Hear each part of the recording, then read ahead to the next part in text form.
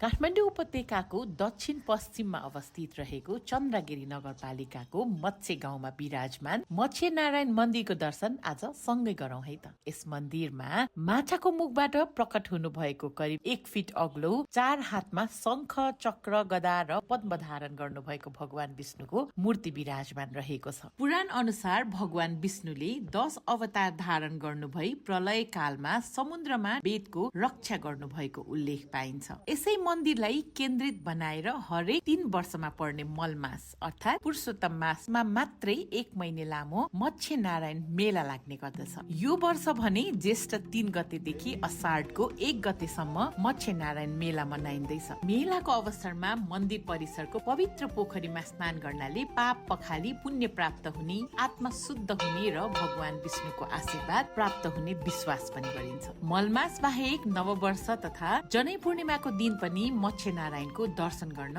भक्तजनहरूको निकै ठूलो घुइँचो लाग्ने गर्दछ। 500 वर्ष भन्दा पुरानो मानिने यो मन्दिर भगवान विष्णुको मत्स्य अवतारसँग सम्बन्धित रहेको छ।